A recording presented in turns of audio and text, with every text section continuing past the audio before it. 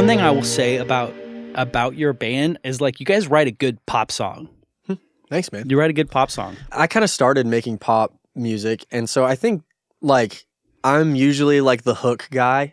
We kind of started like me kind of producing it on Logic and kind of directing things, and then kind of everybody pitching in. But like as we've grown, like now obviously we have a publisher, and so now we're doing rights with all of these like Nashville songwriters and like Hall of Fame songwriters and stuff like that. And so my role just kind of has changed.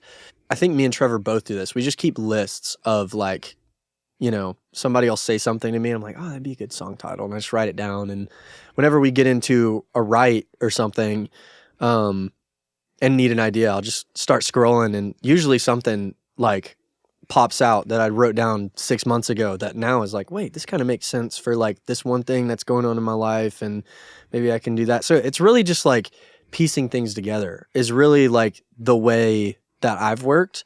The songs used to start with just me like having a chorus. Like I wrote the chorus and then kind of like made, I guess now it would be considered like a demo track on Logic for at least our Sunburst EP. That's the way it was. Like I would come up with like half of it and then I'd be like, hey guys, come over right now. Like I have like something, and then Jack will come put like a bass line on it that completely changes the whole thing. It's kind of disjointed. It's like different every way, but like every time, but somebody, like everybody's always going to have their unique imprint on it in some way, shape or form. What exactly it is going to be different every time. Yeah. So let's talk about Louis. One Direction is a band that you had followed when you were younger and all the things. And then now you got to open for one of their guys. Take me back to the beginning. Like, how did you guys find out? The Away From Home Festival had like put out an ad, like, do you want to open the festival? And like, you could like submit like a few things. And so somebody in our group chat that we have with a lot of our day one fans had sent it and been like, you guys should do this. Like, could be a good opportunity. And like we have had a million of those things, signed up for a million things, like on the chance that we get an opportunity. Haven't gotten it. That's the industry. You get told no a lot. But on this night, I was like, oh, we probably won't get it, but I'll submit us whatever. I don't even remember what I submitted. And so apparently Garrett had also seen it on his own and submitted the same thing, completely forgot about it, just didn't expect anything from it. Like a week later, just saw an email pop up that was like Away From Home Festival winner, or like something like that. My heart literally dropped out of my chest. Like I think I screamed. It was like 10 in the morning. I probably woke all my roommates up, but I like screamed and ran downstairs. Trevor was sitting on the couch and I was like, Trevor, we just got asked to open Louis Tomlinson's festival. And so he started freaking out, and then we FaceTimed the band, and we're immediately like, how can we make this happen? Because Jack had work and like all this stuff. It was like, we found out on Tuesday, and they wanted us to play at 2 p.m. on Sunday. Which is kind of last minute. Very last minute. And like for something like that, though, it doesn't matter. It's like we had been sitting waiting for an opportunity like that for so long. We were just, nothing else mattered except getting to that festival and playing it. And so, and honestly, like leading up did not sink in really at all, because it was like, yeah, we had these emails to prove it. And like the email said that Louis liked our music and blah, blah, blah. But like, this is all just talk right now. It's like, it was kind of hard to realize. And then I think like 2 days later, we had finally gotten like the updated poster, like with our name on it. And then like Away From Home announced it. And that was when we were like, whoa, okay, wait, this is actually happening. So like we started getting followers from it, and that started to sink in a little bit, but it really did not fully, and like until we got there, and probably still hasn't, but like pulling up to the festival, it felt like we were living in like a memory. Like that's the only way I know how to explain it. Like it just felt like, because of like how rare it was that like we got chosen to do this. And I don't know if I still don't know that I've gotten that through my brain. Like from the beginning, I was just like trying to be as in the moment as I could. But yeah, like they had, when we got there, there was like the artist access area, which was like, they had all the trailers with everybody. They had the plain white tees in there. They had Louis' Louis' thing was in there. Which ironically, like that's the band I knew the most from the lineup, just because of like my age and when they hit or whatever. I mean, yeah. But yeah, and so hey there, Delilah, what's it like in New York City? Yeah, that went crazy. That went crazy live. But yeah, so we hung out in the artist access, and that's when like we started to see like people walk back there that we recognized, and we're like, holy crap, this is like it started to get real. Like Zach Sang was walking around back there, and then the first time we spotted Louis, we're like, and Molly, like the girl who does merch and like fan engagement stuff with us, she was there, and then Garrett's girlfriend Ainsley was there, and they were both like big 1D fans growing up. So they're like, they see Louis in the distance, and they're like trying so hard. Honestly, I'm trying hard to keep it together. I'm like, everybody act cool. Yeah, we're artists here. Be cool. Yeah, one of the weirdest things about it was just like having to act normal while like hearing the most distinct like Louis Tomlinson accent just like get closer and closer to you. It was like, he's right behind us, isn't he? Like it was so crazy. And I could use my millennial superpower of not knowing who he was. Yeah.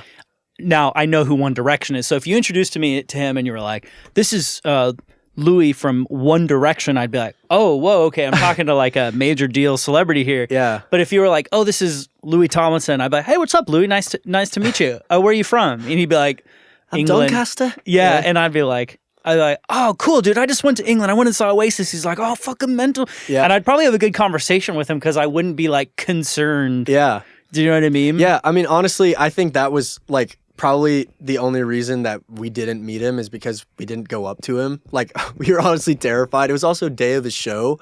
And like this festival that he had planned and like was the first time it was in America, and like there's all these things going on. And so we just didn't want to bother him. But yeah, we got to hang out with his team after, and like his best friend was there, Ollie, who was like the coolest dude ever. And I knew he was gonna be cool when he started. Like he was running the aux in the artist area, and Fontaine's came on, and I was like, all right, who's play? Like if Louis on aux right now, I need to go dap him up. But yeah, it was really cool. Just the whole thing was. Ollie is the most British name. Ollie, yeah, that's his name. He was the cool. I mean, and you can't make up a more British guy. Like when you just imagine the most British guy you could ever imagine. But yeah, so the note and so he got us 2 bottles of he got us 1 bottle of Grey Goose and a bottle of 1942, and it was not in our artist tent when we left for sound check, but we came back and it was there. And which almost made it was like Santa Claus. We're like, oh my gosh, Louis was just in the tent. Louis just wrote us in. Louis Claus. No, yeah. So yeah, it was, and then after he like the signed show, it. What did he say in the note? It was like the band light. Thanks for doing this. Cheers, Louis Tomlinson. Like something like that. It was like I think he had done one for all of the artists there, but like which is classy. I like that. That's I mean, classy. you don't have to do that. I think. You're lucky to be here. It's that right there that like sets him apart, and like just like all of his entire team, they were just so welcoming and like coming up to us and telling us like what they liked about our set and like things like you just don't expect people like that you put on a pedestal to like be so normal, but they were. And what was your game day going into the set? Were you like stressed out? Were you excited? Were you nervous? Like, how are you prepping? Are you like, do you do warm-ups? And yeah, take me to like getting onto the stage. Dude, honestly, like leading up to it, I don't really know what I was thinking, to be honest. I think I was just so like walking on a dream. Yeah, I was just like trying to be in the moment, but also like it did not feel like there was a lot of pressure because like to me it didn't feel like we were trying to prove ourselves, because from the get-go, if like Louis picked us, then like we don't have to prove anything. Like if everybody here like, and they were, because nobody knew who we were. They just knew that Louis picked this band to open. And so that almost made it so much easier for me. And I was more so just making sure my voice was awake. And There definitely was some initial like walking out on the stage for sound check and like seeing actually how many people are going to be there and like hearing how loud it is. Like there were some nerves, but like, yeah. The good nerves? Good nerves. Yeah. Good nerves. Like you get before a football game, you know, like I would always get like butterflies before I walk out for something, but I think that just means you care and you just want it to go well. Yeah. Well, and you had to put in like the reps of other shows to be able to like translate those nerves on that stage into a good performance. It's true. Because if you didn't do a lot of shows before that, because I saw the video footage and like the way that you have like a certain swagger on stage and like kind of like you kind of like dance a little bit with the music and stuff. And just like, if you've never done that, you can't just walk onto a stage. Like if somebody was like, who is totally green, you couldn't be like, okay, here's what you're going to do. You're going to sing the words, but kind of like dance and walk with it and have like a little bit of swagger. Try to have some command, sort of remember they're in the palm of your hands, but you're thinking about your music, but don't, but move, you know, like somebody who's never done it isn't going to be able to walk onto stage and then like do a good job. They're going to be like a little insecure, and then the audience senses that and everybody kind of pulls back and it just doesn't connect. So you had to like kind of put in the work at other shows. Definitely. To be able to translate those nerves into a good performance. Yeah. I mean, it was having smaller moments, like smaller scale moments like that up until that point that help you kind of get to that point. We were talking about the Boston show with Quarters of Change earlier. And that was a moment where I felt like pretty much the same thing. But like we went out there and the crowd loved us. And so like a moment like that builds confidence for a bigger moment later. Like away from home. And yeah, I mean, it really is reps. Like, and I didn't realize how much we had grown really from doing all the shows that we've done until that moment. And you can go out and just like step out on a week's notice and like be able to put on a pretty good show. Like it was that moment where I gained way more confidence in like our ability to do just about anything, you know? Yeah. Have you played a show since then? We have played, have we? No, I don't think we have. I was just going to ask, like, if it was, like, because, like, it's not going to be only that, you know, from here on out. Yeah, like, no. You're going to, like, go play a normal show. Well, I mean, that's kind of how our career has been up to this point. Because, like, I mean, when we first signed to management with Jonas Group, we got placed on this event called Thon, which is at Penn State, and it's like in their basketball arena. And so it was like 8,000 people in this arena, and Dang. we were playing at like 7 a.m, but it was like this thing where like everybody from Penn State like goes into the basketball arena and they all stay awake for like 36 hours, and it's like a childhood cancer thing. Really 36 hours is crazy to stay awake for. Yeah. Really crazy event, really great event. But like we did that really early on. Like I think it was like maybe our 5th show. Dang. Was like an arena show. What's playing at an arena for 8,000 people like? Honestly, I could hear myself better at that place than but I just love having a catwalk, man. Like anytime I have a catwalk, it just like I don't know, it just like does something. It gives me confidence. But that one was the first time that I could like look up and see people, and that was crazy to me. And like that's what like our team was talking about beforehand. Like, hey, like when you play arenas like this, like make sure you look up at the people over here, and like you want everybody to feel engaged. And I just couldn't fathom it. But like that night was like, it was just so weird being able to like look around and see people everywhere, whether they were like half asleep or not, which most of them were half asleep. Yeah, they've been up for 36 hours. But yeah, all that to say, like it was that experience though, in some way, like 2 years before really prepared us for something like that, to like be able to have like a really cool opportunity and then probably not do anything close to that size for a long time again. But we're kind of used to that now. I think some people hit the lottery and they get really rapid success really young and get thrown into rooms where they're way out of their depth really early on. You know what I mean? I think that happens. It obviously does happen. People blow up in whatever, but that has not been my journey. My journey has been like slow and steady. And so it's harder when it's slow and steady to like to always be like, holy shit, I'm doing this or that or whatever now. Yeah. And you kind of have to like look backwards more. I heard oh God, I don't even remember it was in this podcast anymore. I think it was. That I was telling you earlier, I interviewed this writer. His name's Paul Tremblay. Yeah. I heard him talk about how him and another friend, like they try to like look back and be like, me 10 years ago would be like so pumped about the opportunities I'm getting now, and to like stay fresh in that way and to stay grateful for where you're at. But I always think about how it's like by the time you get the opportunities that you wanted in the very beginning, they're pretty normal now. Yeah. You know what I mean? Like, so many of the like more successful people I've been around or things I've done that like have some sort of like weight or things that are cool. It's like by the time I'm actually getting here into the stage of my career where I'm like meeting certain people or doing certain things, it's no longer as like sexy and elusive as it was in the beginning. Yeah. But I'm like, if I think back to the 19-year-old version of me who just like picked up Pro Tools, the dream would be to be like doing what I'm doing today. And if I could like give like a bullet pointed list to my 19-year-old self of like, here's some of the things you've gotten to do, I'd be like, holy shit, I made it. Yeah.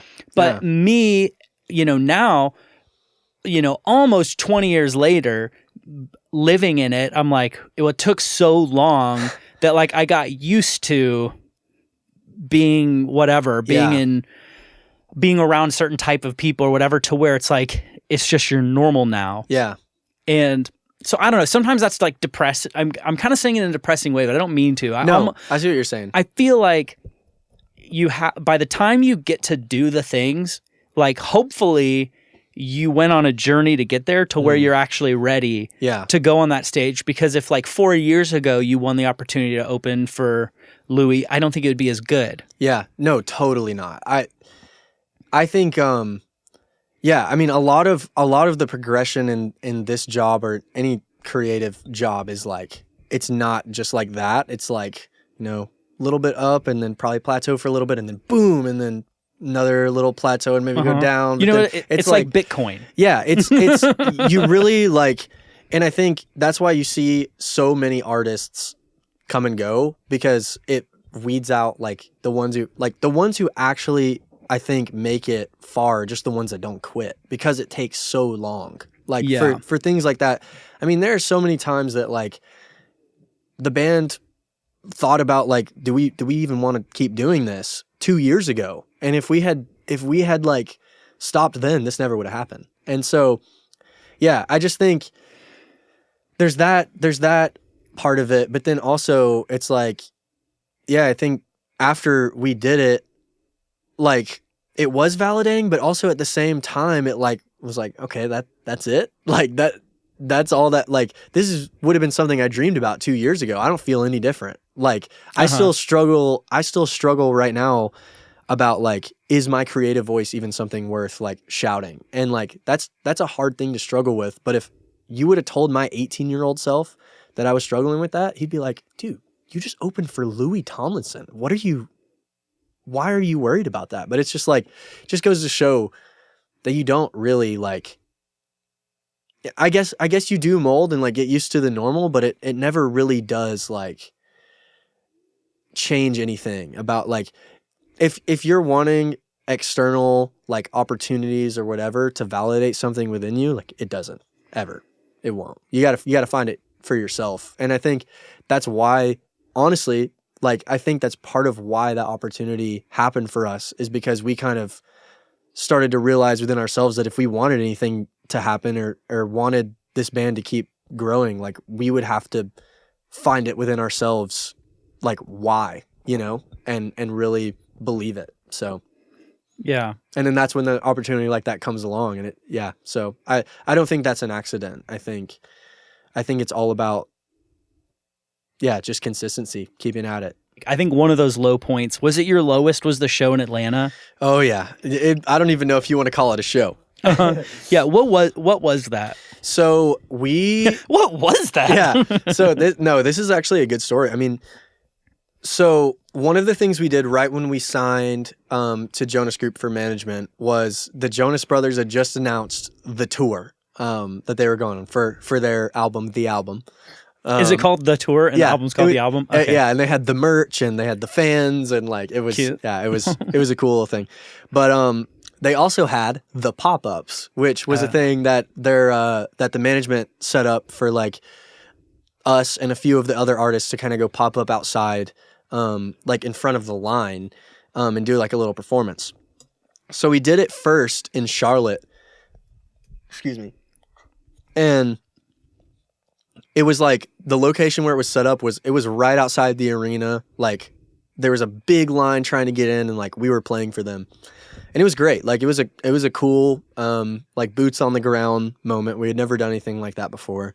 But it was cool. And so we did it for Charlotte. And the next one people are waiting to see the Jonas Brothers and they get to see the band light. So you get some exposure to their fans. It was still like, we just were uncomfortable about that at that point. Like weren't sure enough in ourselves. And I think still growing into who we wanted to be to have the confidence for that. But it was still really fun. And I think it grew us a lot. But the real moment was the next one, which was in Atlanta. And I think, if I remember correctly, it was like hard because I had a serious girlfriend at the time and this was before we were making money off of it. So I had like a serious girlfriend and 2 jobs and like everybody else had serious girlfriends and jobs. And so to even get to this pop-up in Atlanta was really hard for us to even like be able to make happen. And so we did it. We cleared our schedules. Like it was hard for Jack to get off work, but he did. And we go, and so we went, and it was like us and 2 other Jonas Group artists, like all in this one big van. And we go down to Atlanta, and it was about like a 6-hour drive. We get there, we pull into this parking lot, and we're like, oh, this is kind of far from the arena. Are we gonna have to walk our stuff all the way over there? And so I was like, hey, like where are we playing? And they're like, this is it. And I was like, oh, okay. So it was like a random like parking lot that was like probably a mile maybe from the actual arena. And so we're set up at this like pop-up and like the wind's blowing and it keeps blowing down like our sign that says like the pop-up on it. And it's like nobody is really even aware that it's there. Yeah. So there's like nobody there. So we were just like, who decided that that's where it goes? I don't know. I think it was very last second thing. And I think something had fallen through. I still don't really know the details behind it. I know maybe that there was a better location and it fell through. So they're like found a parking lot on last minute notice. Yeah. And it was just a last second thing. It was just a bad situation. And so we're all frustrated because we had moved around everything to be able to get there and we weren't getting paid and not that you would expect to in a situation like that, but like just with all of and we all had this other stuff going on and we're questioning like maybe, you know, I guess we all had other ways that we could go with our lives if we wanted to, if we really wanted to. And so this bad situation is happening right in the middle of that. And so we start performing and to literally nobody, like our day-to-day manager at the time and like I think the other artists had like gone for a walk or something like that. Like it was like literally nobody. But then about 2 songs in, I see this girl walk up with her mom and she's sitting there and I'm like, that girl is singing these songs. And so I just start talking to her and I was just like, hey, what's your favorite? Like I noticed she knew a couple of them. I was like, what song do you want to hear? And she's like, Crash My Car. And so we played it. And honestly, like that gave us the confidence to even finish that show. Just like seeing her in the crowd. Like I don't even know if we would have been able to finish it if it wasn't for her. And so after we get to talking to her, and she's one of the girls now in the group chat that we talked about. That gets you into the group chat. Yeah, well, I mean, she was like, so her name is Brenna, and her mom had said that she had like begged her to drive her that day, like 2 hours. And so she had to like pick her up early from school or something and drive her like 2 hours from outside Atlanta into this parking lot.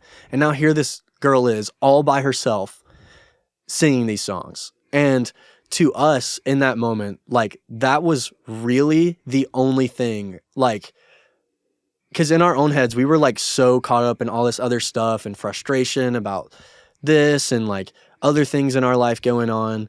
But really, it was just like seeing that one person cared enough to drive 2 hours, like, and stand in a random parking lot to listen to this song. Like, I cannot overstate like how much that meant to us and at the current state that we were in. And honestly, is like the only reason we're probably still a band today. Like, I could see I can see a million different alternate universes where if she didn't come, like that would have been, you know, that would have been kind of the last straw for us.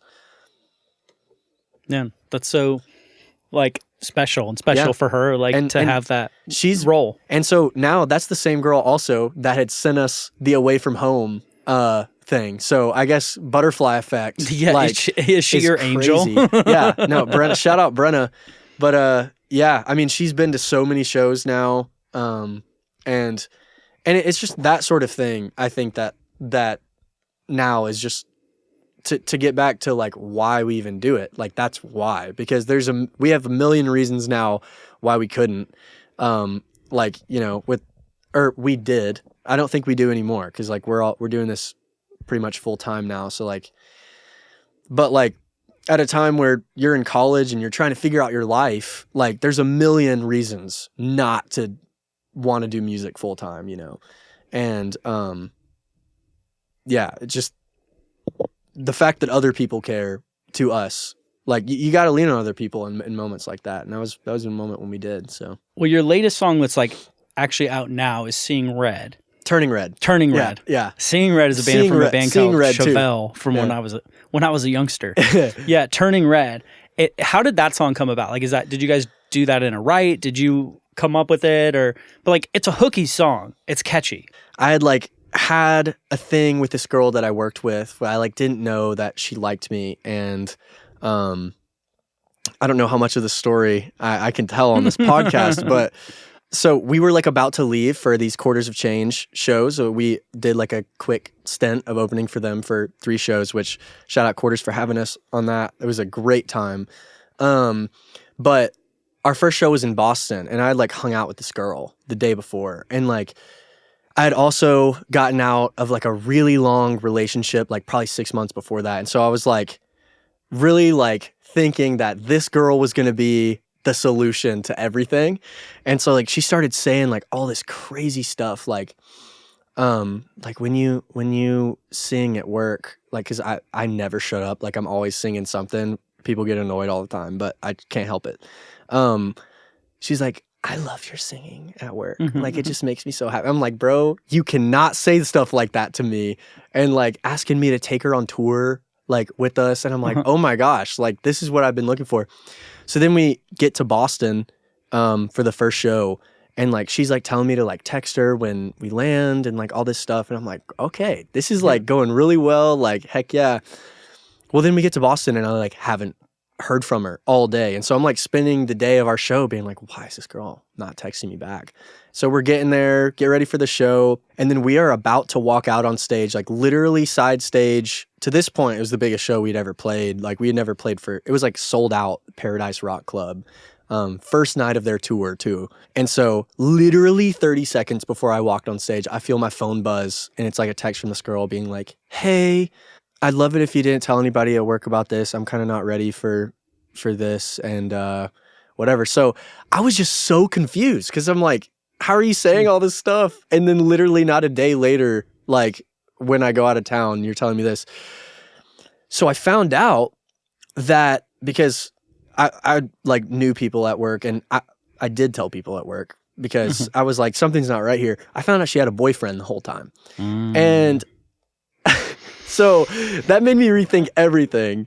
Did that make you turn red? It made me, well, so that's kind of like the idea of the song is like, I just wrote down like, we work together. I've only seen you a few times. Like we work together. Like it was like this sort of thing of as like the dichotomy of we work together and then like we like our employment is the same, but then like we work together like as yeah, a double entendre, as they say. I love a good double entendre, and so that was like the basis of it. And then I think like maybe a day or two later, I had just like randomly started playing the like on a guitar, and I played it wrong, but I think I just started building out the track, and then the chorus just kind of came out, just like, I'm turning red now. And then, so I immediately called Trevor in there, and we started like developing that. And I think we were like, yo, like, what about those like we work together lines that we had written the other day? Like, what if we just use that as the as a starting point?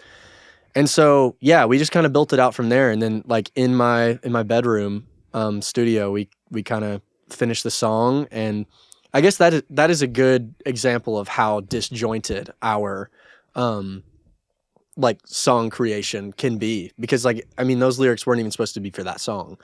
But it's just, but they like worked. Yeah, it worked. And it's really about just like knowing, like, I think it's really about knowing just like what goes where a lot of times, because we have so many ideas all the time, and it's like, we could write down everything, but it's just like sometimes there's a perfect moment when like what you're feeling lines up with something that you may have written at a different time.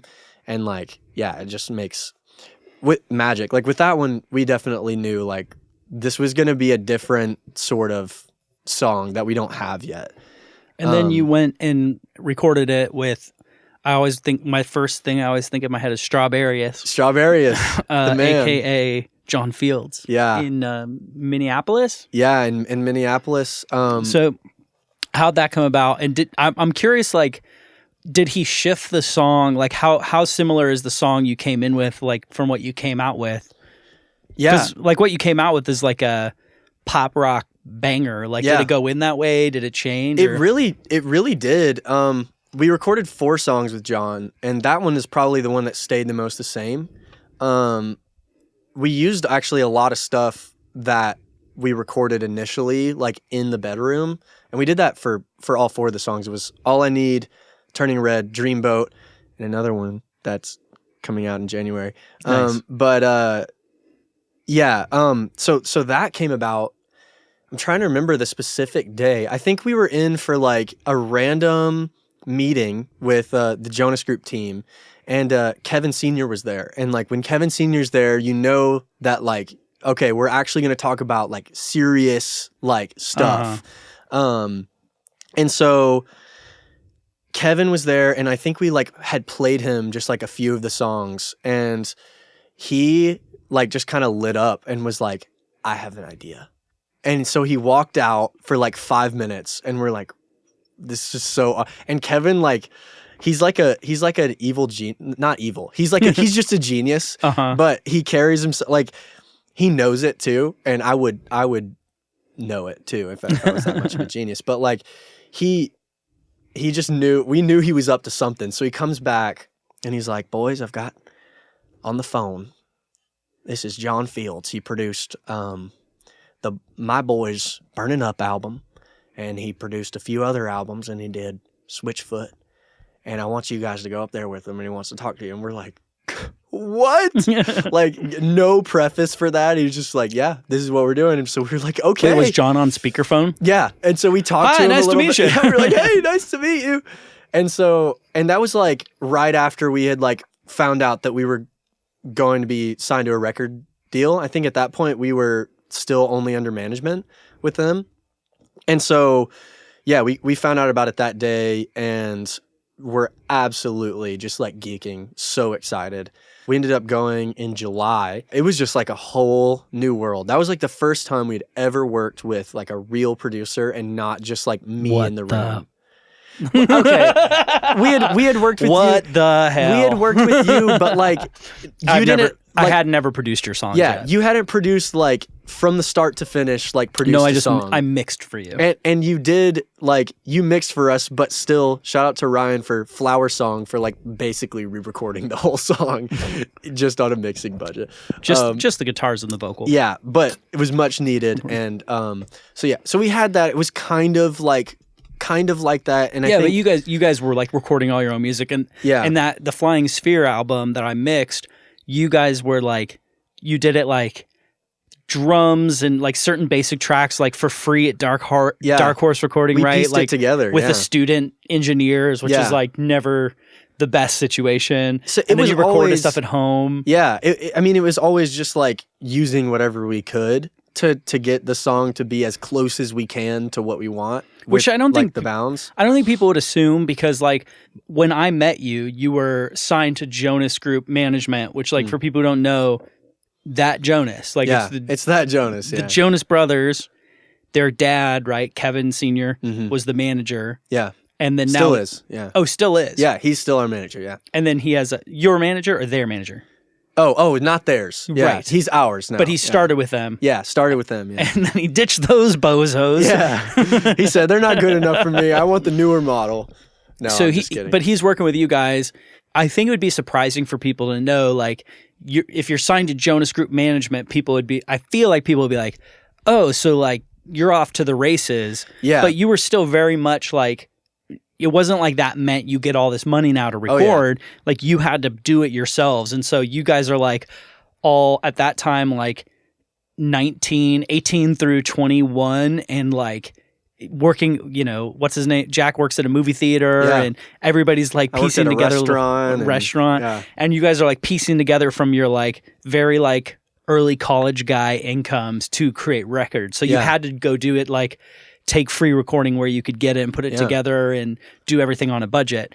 I think that would be surprising to people because I feel like they would be like, oh, Jonas Group Management means like you're made now. Yeah, it's definitely something Kevin talks about all the time. He's like, when people hear the name Jonas, they think, you know, a million things. Who knows what people think. But like, no, it really is like people, when they associate us with that name, definitely do assume that like, now I would say like now we are blessed to be, I guess, doing this full time and like because of them. But in the early days, like, and one thing I really respect about the way, because now you're signed to their record label. Yeah. But before, you know, just management and like, you know, it is a business and like people aren't going to invest money in you if they don't believe they're going to make it back. That's just the reality of like the music industry. And so you have to like essentially convince people like over and over again that you're worth investing in. And so, yeah, like we just, I mean, we kind of thought like, cause we like right after I went to Belmont, like was when we got the email from Jonas and we were like, wait, that Jonas? And like, since we had no like prior entry into the like actual music industry, it was just like, we were a little indie band from Spring Hill. We kind of thought our lives were going to change immediately. And like, we were going to like, it was blast off from that point. But that is not how it was at all. It was like, and I think that's good. Like from the beginning, Kevin was like, when he signed us to management, he was like, we're coming in really early, but like, we believe in you guys. And like, their whole thing is like, it's a partnership. Like most record labels own their artists and then pay them. But like the way it works with Jonas and us is like, it's completely a partnership. And it's like, yeah, we're thinking about it that way. And he's thinking about it.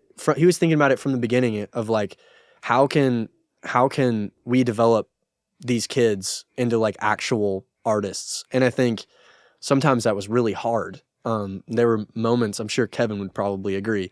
There were moments where like, we didn't know what was going to happen, but in the end, yeah, I think, I think well, it's really rare what you're talking about. Like everybody in the music industry now says like artist development is dead. It's not. Labels are looking for somebody who has a big TikTok and is like blowing up and they're like, okay, cool, we're going to put some fire behind that. And then I've heard multiple stories of just when people come to the studio and like are filming content, I'll just hear people talking. I've heard multiple stories about how TikTok artists that like get a following, so labels come along and then they put them on a tour, but nobody goes to the shows because they haven't really developed anything yet. And they're just trying to like go off of this momentum. Yeah. And I think we got really lucky because the way that Jonas Group discovered us was like through a TikTok that didn't even blow up. It was a TikTok that had just like, maybe like 10,000 views, which I mean, I would not consider that viral. I would consider that good traction, but like it was just like a video of a live show. And I think something about them just like seeing that people were there and like actually cared, it already sets you apart. And so I think that's what they've been bought into like from the beginning, which I would say is a good foundation. And they kind of, I don't have enough good things to say about all of them. Like I'm very thankful for, you know, so it's been almost 4 years now that we've been in their ecosystem, and it's definitely like helped us go from, like I said, just like 4 kids from Spring Hill having no idea what they're doing in this industry to like now I feel like because they've put us with so many like all-stars, we kind of just had to figure out how to fit in those rooms, you know, and like how to be able to contribute. And so, yeah, very thankful for them. I think from what I hear, that's really rare. Yeah, it is. I think it's really rare. Yeah, I mean, because they've been with you for 4 years, and like I could be wrong, but I don't think they've made a boatload of money off of you. No, I mean, like, and that's definitely, they're definitely in it for the long run. And there's been times where yeah, like maybe there's been some friction there, and like maybe we didn't know if it was going to work out, maybe they didn't know if it was going to work out, but like through it all, we've just I feel like the team and us have just created a stronger bond with each other. And yeah, I mean, we're very, very blessed to be in the position that we're in now, because I will say that most bands or artists that I know at our size do not have that type of firepower like around them. And so we're just blessed, and I'm thankful that it worked out the way that it did. Yeah. So you guys went up to Minneapolis and you recorded with John. What did you learn from, just like I've never met John. I emailed him one time and he like played, I think I showed you, like he played bass on like a Beatles cover that I was putting together during COVID. But so I just know of him from afar from his Instagram. I know he's into the Beatles. Oh yeah. And I know he's done like a lot of great records over the years. But yeah, he did a Jonas record. So that's how you all got connected with him. What was it like working with him? Like, what did you learn or take away from that experience? Man, well, the first thing that we learned from him was like just how, like, you know, in the big leagues when you're recording, like just like how it's all the little things. Like it was like the first thing when we got in there was like get in tune, like get your guitars like actually in tune. Like we're tuning in between everything. Mm-hmm. And honestly, it's just like it was being in a room with somebody who has made records that you grew up listening to. Like it just makes you like, we were just trying to soak up like every ounce of anything that we could from him. I mean, which you guys are like better prepared for than a lot of bands, because you do so much of your own recording at home. Yeah. It definitely helped us to know like what to look for when and it's so funny, like every single day John would get like he has these like frozen burritos that he keeps in his ice box, and like every single day that we were recording there would become a moment in the day where he's like, I'm gonna go heat up my burrito. And like and so when we got home, like we started like when we were doing sessions like just by ourselves, like there we would joke about that being like time to go heat up the burrito. But like it was just things like the entire way that he conducted the session, I think, is like what he's doing stuff for Corey Wong now too, and he was doing he did a Ben Rector album, and so like this is like we had just never worked with somebody who had the credibility of that, and so just being kids who like have no idea what they're doing, and then like it was almost like getting answers to all these questions that I'd had for so long. And honestly, in a lot of ways, it was very validating. Like some of the things that he would say, it's just like, dang, if this guy believes this, then it might be true, you know? Do you remember any of those answers or any of those questions? I'm trying to remember like the specific days. I remember John was always like, he's not going to think too hard about it, but the most important thing is like, is it in tune? And we're going to like record it and get it right, like on the spot. But like from somebody like that, you would expect that he wants to do all analog, all real instruments.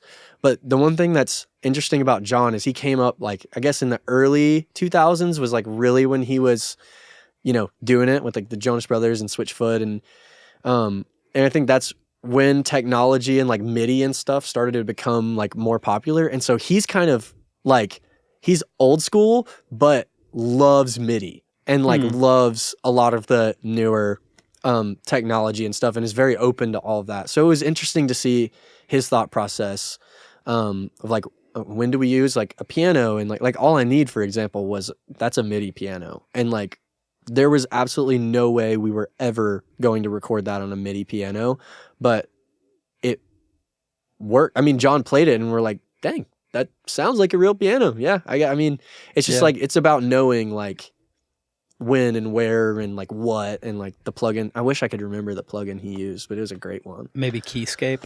I don't think it was like someone that I'd never heard of until he said it. And I was like, oh, dang. I'll have to go back and... On Turning Red, there's it almost sounds like a guitar, but it kind of sounds like a Wurlitzer, and I've wondered if it's maybe both. But yeah, that's Jack on a Rhodes piano. Yeah. Through like distortion. Yeah, it was fun for me because I didn't really have to do a lot of the like, usually up to that point I was running the sessions and like kind of guiding everybody, but it was like I would just like record my vocals and then get to watch the three amazing musicians in my band just kind of like do their thing and be guided by somebody who knows way more what they're doing and like how to guide them. And I definitely saw like everybody in the band, I think, leveled up from that experience, because John also like is going to tell you if it sucked. Like, you know, like I would record a take and he'd be like, that sucked, do it again. And I'm just like, dang, okay, well, do it again, less bad. And I'm like, okay, yeah. But like, honestly, in the studio, like, you know, it's a lot easier to improve when somebody's saying that rather than, hey, maybe if, you know, could we try possibly doing this? It's like, no, that was bad, do it again. You know, and so I appreciated that. And yeah, I think that's definitely a marker of like him as a producer. Like that's just the way he is. And it's essentially, I'd be really curious if he's always like that or if he's changes. So I'm a little more, I don't know if he's this way, but I'm a bit of a chameleon when it comes to like working with different people. That being said, I would almost never, I probably have never said to anybody like, that was bad, do it again. Yeah. I have certain people that I get enough rapport with where I might be like, I might make a sort of version of that joke. Yeah. I have one artist that I have worked with a lot where I realized if I told him I didn't like how he did a take, he would stop, think about it, and almost always push back against it and be like, no, I think I did like it like that. You know what I mean? And I just realized we killed all of our... If I ever told him something like I didn't like how he did it, he would have to think about it and he'd push back on me. And it would kill all our momentum, and then we, you know, and that you wasted 5 minutes. Yeah. What I realized is if instead of telling him, I didn't like how he did it, I wish he did it differently. If I told him what I wanted him to do differently, he would listen and then just do that, and we'd get through it a lot quicker. Yeah. From that, I kind of designed this standpoint of like, okay, I'm going to really only kind of try to use more like positive, like reinforcement, or I'm not going to tell you don't look left. I'm going to tell you look right. Yeah, exactly. And look right's a lot easier. Instead, you're like, well, I don't know. I've always looked left, and like left just feels right to me. You know what I mean? Like, let's not have an argument. Let's just like go in the direction. I'm going to help guide you where you need to go. So that's more my personal vibe. But I've noticed really good singers can take it.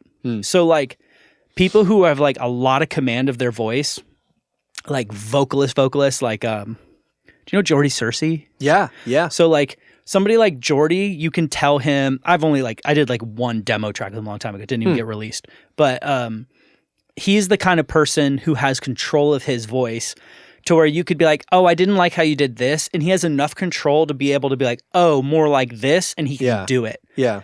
Your average rock singer doesn't have that kind of control where they could do something new. And so they can't take it when you tell them they did it poorly. Yeah. But it's very much to the personality type. But I wonder, like, I think about you and your background is like you grew up like playing sports. And obviously like coaches, if you're from like a sports mentality, coaches aren't going to be like, all right, Konnor, man, great effort out there. Do it again, Dolberry. Yeah. That's what it is. And you're like, you call that running? Yeah. Like, oh, dude. Yeah. And so I could see that you are probably somebody who could hear bad, do it again. I've never thought about it that way, but that's definitely why. And so I wonder if he like could tell that about, because I think a good producer has to be able to like work with, like find the way to get the person that's in front of them to the end point, to like the goal. Yeah. And so some artists need a kick in the butt and others can't take that and they need like a little gentle encouragement. Yeah. So I wonder, like, if you took all the vocalists he's ever worked with, would they all be like, yeah, he just says that sucks? Or if it was just or me. It's like he knew with you that you could take that and that would push you. I don't know. Because you are the kind of personality who could be like pushed to doing better. But not everybody can really be pushed to doing better. Like some people are too sensitive or too... Oh, don't get me wrong. I got cooked by him. Like the whole joke every day was like every day he was on somebody's ass, like because just he wanted the best out of us, and like we knew that, and he kind of set that standard from the get-go. And our day-to-day at the time, Rachel was there, and I think she had kind of prefaced him with like, "Hey, like these guys are very green. Kind of show them like." You know, this is going to be a learning experience for them. And so I think he definitely kind of took that and ran with it. Yeah. And like, it was like, at first it was very abrasive because John is like very John. Like, I don't know how else to explain it. Like, he's just such a personality. And it was off-putting at first, but like by the next day it was like, okay, like we understand how this guy works. And like, he's kind of, every day he kind of understood us more. But there definitely was one person every day that he was just like on their butt trying to get him to do like, you know, with Garrett one day, it's like the Dreamboat guitar solo. And that's why it's so good because they spent 6 hours like with every single note. And, yeah, I mean, with me, I think it was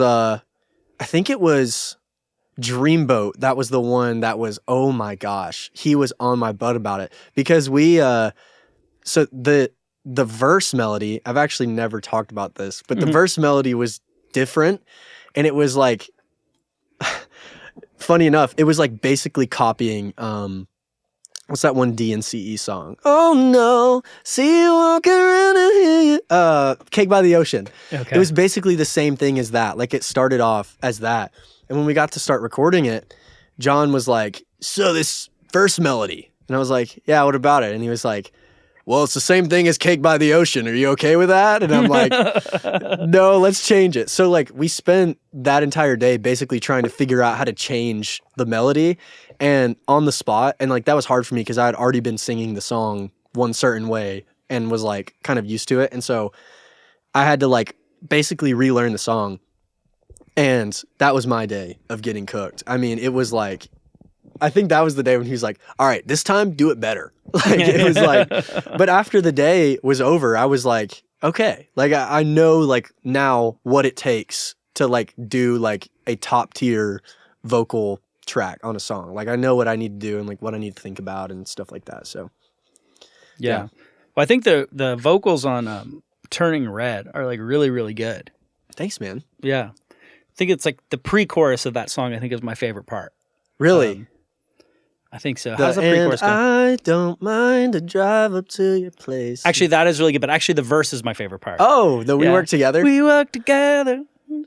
Really? Yeah, I think verse 2, like it like goes up and gets and it's a little more. Yeah. What if I love you? Yeah. Yes, that part. Yeah. Yeah. Like it's just really, really well constructed.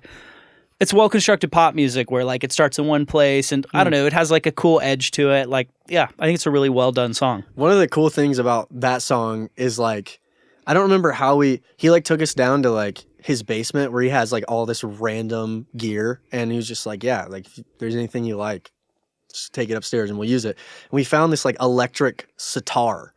I was literally this week. I was like, I think I want an electric sitar. So that's what at the end of Turning Red when there's like that it's kind of like a solo, but it's more of just like a lead part. But it is recorded on that, and honestly, that's my favorite part of the song is that sound. Now I have to go back and listen. Yeah. So you just opened up for Louis Tomlinson, Lewis, and I told you this already before, but like I had never heard of him before. And so I saw you were playing this big festival opening for some guy, and I'm like, this must be some TikTok star I've never heard of. And then like, I'm like, wow, that's really cool. And then I see your videos, and I'm like, wow, they're playing for a lot of people. That's a great stage. Like, what a cool opportunity. Must be a big TikTok artist. Yeah, you must be a big TikTok artist. And then like that same week, all of a sudden pops up on my YouTube Diary of a CEO with Louis Tomlinson. I'm like, it's the freaking guy from their show. Like, and then so I watched it and I'm like, oh, he's in One Direction. I'm like, that's crazy. So I'm a bit old for One Direction, so I missed that. But I know like for you guys, One Direction was huge. Like that's something you guys talk about on your TikTok quite a bit. And you like one thing that's always caught me about like your marketing is like rock and roll boy band. And so I know like you guys kind of straddle both those lines. Like the Flying Sphere album was how do we say it? Flying Silver Sphere. Flying Silver Sphere. I was like, I know I'm a little wrong, but I know I'm a little right. I don't know how. Yeah. The Flying Silver Sphere album was like very like 70s rock and roll. Yeah. Like it's not what you traditionally associate with boy band. Yeah. But boy band's maybe more about like the aesthetic of, I don't know, the camaraderie of like the four guys and the harmony. Yeah, I think I mean, we said this in a podcast actually in a interview yesterday. I think Trevor said it, and I hadn't heard it explained like this before, but it's like sometimes we're rock and roll and sometimes we're boy band. We're always going to be somewhere in the middle though. And it may go farther boy band, it may go farther rock and roll one day, but I think rock and roll is like sort of how we want to think about like our sound. But the boy band aspect of it, we just haven't had like One Direction, I think was as big as they were because of their personalities. I mean, like they were fantastic, each one of them, but like they were just great friends and they had a connection that like truly transcended the music that they were making. And I think it's the same for the Beatles. I think honestly, that's probably why they ended up being as big as they were. And I know in the other take of the podcast that we had that got deleted, I talked about the just the fans, the One Direction fans, and like how there's just something there that they kind of rally around, and you don't really know what it is, but it's special. And I think that really, is it something to do with like British guys and like how they're friends together? Because I don't know. You think about like what you just said with the Beatles, like you watch old newsreels with them, and they're so goofy together. Each one has like a different kind of humor, and they're tongue in cheek, and they're like, you like buy into their friend group, and you're like, man, they're so cool. Meanwhile, it's like I have records, and it's not on frame, but there's a Pet Sounds album there. I love the Beach Boys. I know a lot of the guys in your band do too. Yeah. So inspiring. Musically, I think in Pet Sounds, they hit like higher heights than maybe the Beatles ever quite reached. At that point, yeah. And like, but I'm just not bought into them as a group as much. Like I'm bought into Brian Wilson as a genius and like as almost a tragic figure that you're like, dude, I'm so sorry. Like it's a different these thing things you're buying happen in into. your life. But you see pictures, I'm just see like Carl and Dennis, and just like, I know they have kind of a tragic background with their dad, and they just seem like kind of a little sad like I feel like I can see the sadness underneath it all, even though they're actually family. Like it just doesn't seem like there's this like fun loving thing that like the Beatles had, where it's like harder to buy into their personalities. And I think that's why, even though the whole world bought into their thing. I think that's why we even wanted to use the boy band title, because I think a lot of people are turned off by it. But like, I also think that's the problem in itself, is that like we have this idea now that boy bands are like in sync, five guys dancing with like head microphones, whatever those are called. And like that will never be us. I hope at least.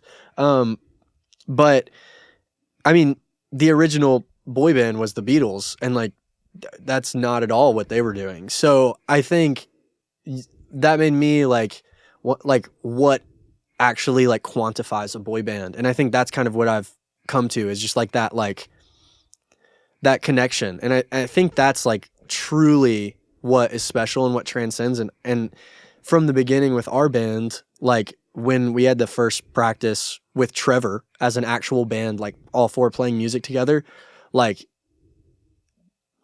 yeah, I mean, we just felt something like that. Like I didn't really have anything to compare it to because I had never been in another band before, but they all had, and they were like, yeah, this guys, like, it's not like this. Like, this is something special. And so once people started to kind of like rally around, I guess, the connection that we have, and like people started to talk about how we connected on stage and things like that, like that's when we started to realize, I think, what was special about the bands and artists we look up to, and like how we can, I guess, emphasize that in our own work. I think in any band, there's a lot of room for like jealousy and infighting and different factions and just competition, and some of that's natural. Yeah. But like, I will say, you guys seem pretty like all for one for all, and pretty like open to different people taking different roles at different times. Yeah.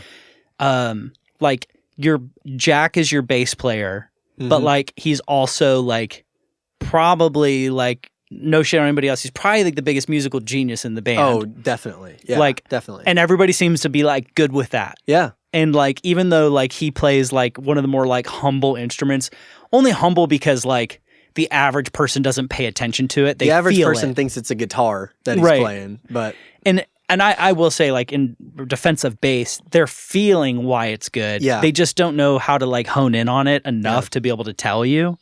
But like, it's not like the sexy front instrument, but like he's so involved with the musicality, and I think, to like your guys' credit as a band, you very much like not just allow him to have that space, but like you're excited for him to like flourish, and like, oh, Jack, what are you thinking? So like on the song we did, he's doing like tons of keyboard parts and all sorts of stuff outside of bass. Like bass was actually the thing he did the least of. Like he's like, cool, get the bass line. Okay, great. Now everything else.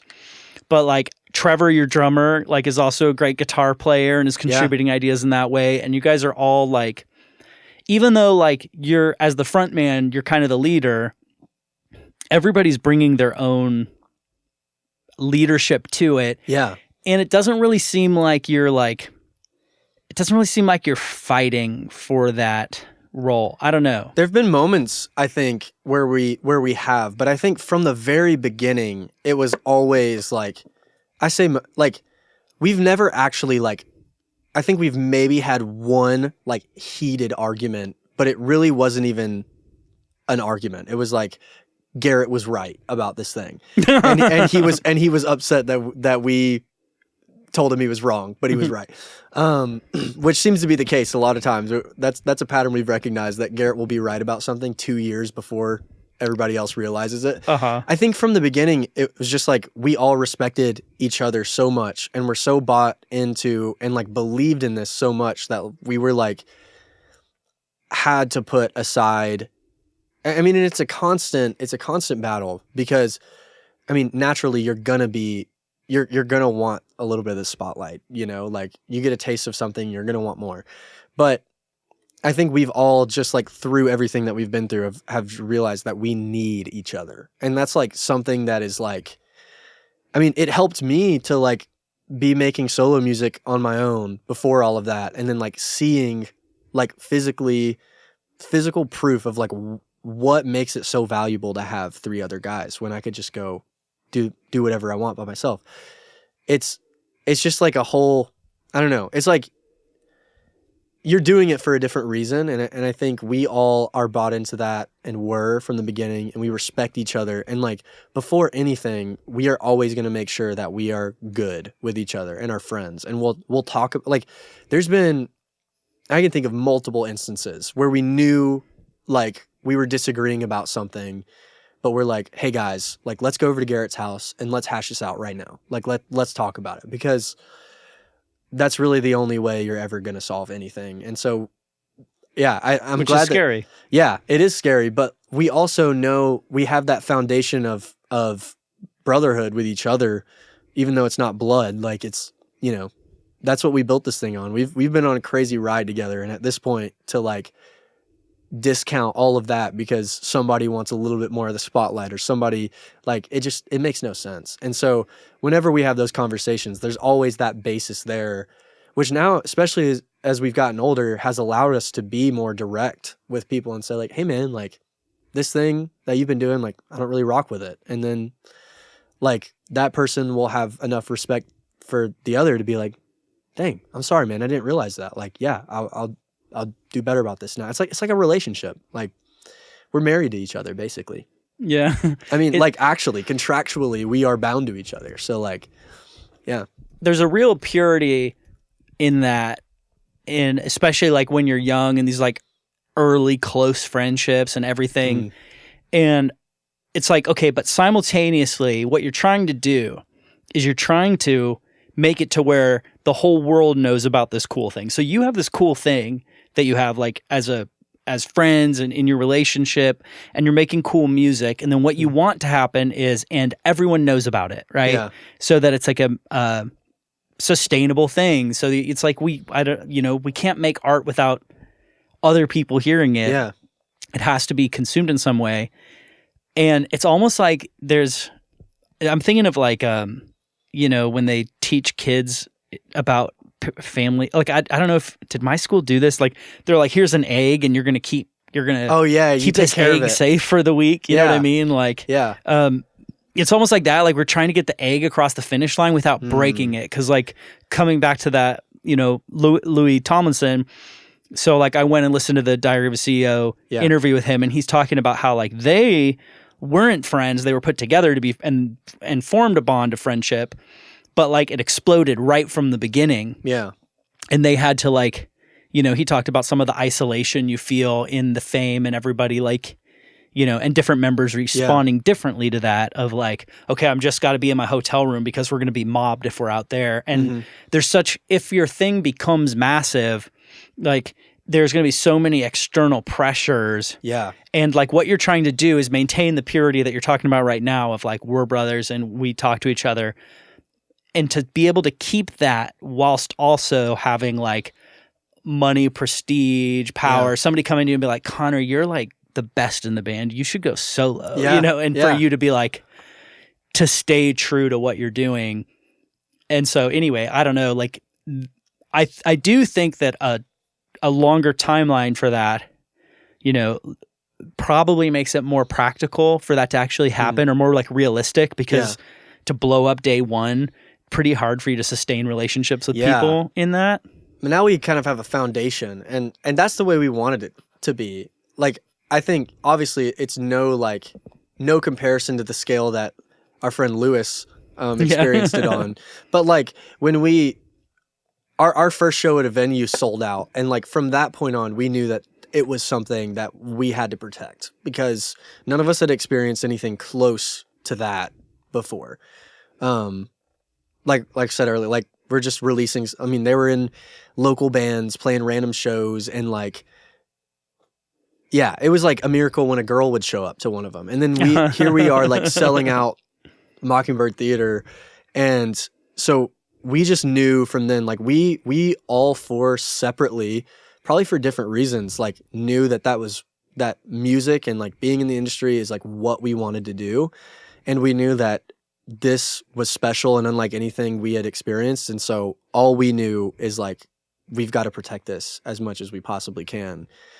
Because we've also like seen all of the, we've read up on all the bands, and like have seen the movies, the Elvis movie, and like, you can see how everything goes wrong, and how there's a million ways that a band, like you're saying, like with all these external pressures, could break up. But like we've known from the get-go that the most important thing was our friendship and brotherhood, and still have to protect it. Have you seen the Red Clay Strays interview they just did with Joe Rogan? I haven't seen their interview, but I'm a big fan of those guys. Yeah, it seems like they have a really great perspective, and just like a very like grounded in their faith, kind of like we're all for one for all, and we like fight. One thing he said that stood out to me is he's like, we had to share hotel rooms. I don't know if they still do or did or whatever, but he's like, we would be trying to serve one another by like, oh, I'll take the floor tonight, like fighting for the floor. Dude, that happens in ours too. Like I've seen Trevor, like I will never volunteer myself for the floor after a show, but maybe I should. But I will say I've seen Trevor, like, even at Away From Home Festival, like, we brought our friend Brady came to film the vlog for us, and he also played bass during All I Need, which was really cool. But there was no bed, and Trevor's like, dude, I'll sleep on the floor. You take the bed. And like, I'm like, bro, you just played the biggest show you have played up to this point, and you're giving this dude but it's like that sort of humbleness that everybody in the band has displayed it at a certain point, but it takes that sort of attitude. And it really just starts from respect. And so, yeah, I'm just very thankful to be able to be in a community like that, you know? You alluded to me before the podcast that you recently got to meet Joe Jonas, like a few days ago, right? Yeah. Since I've worked with you guys, like I know you're on Jonas Group Management. I'm like, I don't know what that comes with. Like, yeah. So like, do you and the Jonas Brothers hang out all the time? It's like, no, it's kind of been like a slow burn. Like they kind of started us with, like I said, like doing those pop-ups outside their tour. And then we got to like go in the VIP area, like with their family.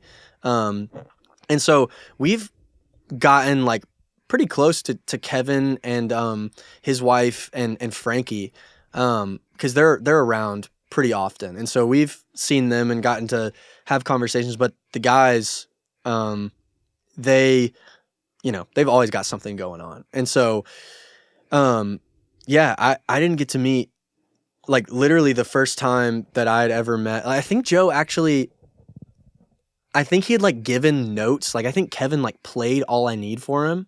And like he had given me like some note that I needed to belt the last chorus. And so I did, re-recorded it. And that's like the only thing that I've known of, like that they even know we exist. But the other day I had gotten invited to do this sync write, because our publishing team like set up this writing camp for sync music, and they were just pairing like a vocalist, a writer, and a producer, and the vocalist that they had for this one write canceled. And so they asked me if I could do it. And for the uninitiated, sync is like music for movies, right? Mm-hmm. Yeah, which was really cool. Video games. Which was really fun, actually. That experience, like, just to write, like, knowing that it's like for a movie, it's just a completely different thought process. And so it was very fun. But anyways, that was right after the Jonas Brothers played in Nashville. This was a couple days ago. And so I'm just sitting in there. We're finishing up this sync song, and our publisher comes down. And she goes, "Hey, Joe's coming in about 15 minutes. So, yeah." And we were just like, okay. So we finished our song, and then actually right when we finished it, bro just like walks down with like some of the, like one of the guys from DNCE, I think one of his other friends, and we shook hands, talked a little bit about Nashville. It was, I mean, we didn't really talk a lot, but like putting face with a name, like it was pretty surreal, like hearing all of this about somebody, and then now just on a random day when I wasn't even supposed to be here, like that's how I meet him. But yeah. You're like, your dad's my friend. Yeah, I mean, they were all talking about, you know, the arenas that they've toured, so I didn't really get to chime in much to the conversation, but I was just listening. Yeah, really nice guy. Really, really nice guy. Their whole family is just so nice and so welcoming. And I think that's why we've gotten along so well with them, because like we were saying with One Direction, I mean, they, in a more literal sense, just have, like, it's a family at the core of it.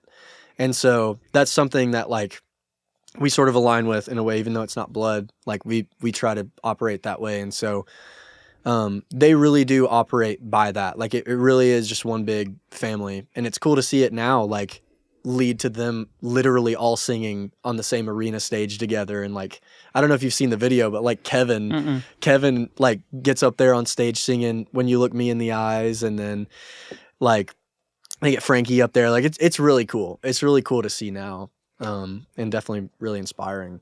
And then is your publisher them as well? They do kind of handle all of it. There are 3 separate, like, sectors within the overall company that kind of handle it's different people that handle publishing, management, and label. So one of the benefits of having a publishing deal is that they set up rights for you with people who are like further along. Yeah. I know you guys had showed me like one song that you're working on with Aaron Gillespie, who was like a hero from my youth. Like I went and saw Under Oath at Soma is like the cool all ages venue in San Diego. It's like a 2,000 person venue.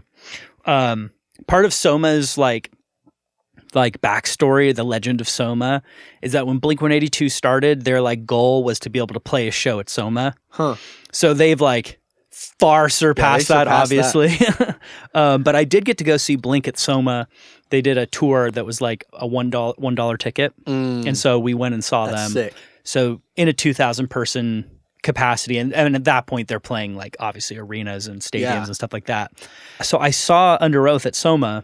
You know, he was the drummer and also like the singer, and then the other guy's like, he's like, I did, you know. Anyway, that's so how like, Aaron is in real life. like yes. But like, so who are some of the people you've gotten to write with, and like, what have you learned from that, or like, what are your takeaways? Well, so yesterday, the sync write that I was just talking about was with two of honestly the all-stars that we've been able to work with. So Aaron was one of them. He was running tracks for that session, and Aaron, I mean, his name speaks for itself. I mean, he is a crazy guy. I will say that in the most loving way. I love him to death. He's like one of the biggest like personalities I think I've ever met in my entire life. But yeah, just like seeing how he thinks about things is just, you'll never get another mind like Aaron. And I mean, come on, he's the best drummer you'll ever see. I definitely stole stuff from him when I was a teenager. Yeah, I need to connect you guys at some point. I'm sure y'all would have a lot to talk about. He did this thing in Under Oath. Like, there's like a few like iterations of Under Oath. I listened to their stuff back in the day when it was kind of like crossing into more like pop rock territory, and then I think they got like heavier again. Yeah, but like he did this thing like on the floor toms and snare back and forth that I definitely like ripped off. You stole. I definitely stole. You should try to get him on the podcast. I bet we could make that happen some way. Anytime, any place. I bet he would enjoy. I'm sure he'd be a wild interview if he's as big of a personality as you say. Like he sounds like the kind of guy that I don't have to say much. No. I mean, when we met Joe, he was running the show. Like he was keeping the conversation. That's why I was just sitting back listening, because I had Aaron in there. He's always the guy that he's got a crazy story. But funny story, when we met him, like we didn't know that Under Oath was still together. And so we saw it on. I also don't really come from that like sort of background. I didn't really know much about their band. And so we saw like an Under Oath plaque on the wall, and it was either me or Garrett was like, "Oh, you were in Under Oath?" And he was like, "We're in Under Oath. Under Oath's still a band, motherfucker." It was so funny. I'll never forget it. But yeah, so Aaron is one, and then the other, Bob DiPiero, who's a Hall of Fame songwriter in Nashville, is just incredible. Like I think really you've seen like songs like Flower Song, like we're really trying to go for that. Like there's like a type of like 70s folk that like I feel like guys like Bob DiPiero, who are like older guys, and another one, Marcus Hummin, is a great writer, but like we love writing with people like that who are like, you know, actually around for that era, and like the way that they play guitar is just so different from the way that we play guitar now, and it's just like they have these crazy chord inversions that you would never hear, and so they were great. We also got to work with a writer named Joe Fox, who I think he had a few cuts on the new Post Malone album, so that was fun. Yeah, I mean, we do you feel like it elevates you to like when you get around people like that? Do you feel like it calls you to a higher level? Like, oh yeah, you learn things from them. Yeah, I mean, I think we went from only doing it by ourselves to now we've been in a phase where we're only doing co-writes. Like we still write outside of it, but like the majority of the time I'm writing is in a co-write, and like we were saying earlier about like becoming your new normal, I think when you do that more, I mean, that's just, you kind of have to rise to the occasion eventually, or just like, maybe we already had the ability, but being in the room with people who are as respected as them, and they're like liking your ideas and they're pushing you forward, and like all of that just does something to you. To like, I definitely think it has made us better and is like push the envelope of what normal is for us, you know? Yeah, absolutely. Yeah. Totally off topic. Yeah. I've been talking about this recently. Because I'm like, wait, is this normal? I always have a song in the back of my head. Like at almost all times. So I just like, and from time to time, like I don't even realize it because we're having a conversation, but it's almost like every conversation I have, like I have a score behind it. Same, dude. So like the song that was just in my head was All I Need, your song. And I've had like 5 different songs, you know, just during this conversation, like sure. just going through my head. And then I just tuned into it for a second. I was like, wait, what is this song? And I'm like, oh, that's your song. But, you know, I was like talking to my wife the other day about it, and I'm like, did you know I always have a song in the back of my head, like at all times? Like, do you have that? And she's like, didn't really say much. Like, she didn't confirm or deny if she does. Like, I don't know. And then I was like talking to my therapist about it, and he's like, yeah, I think like your brain speaks to you in music. Like, did you see that newer movie with Chris Pratt? It's something like Electric something.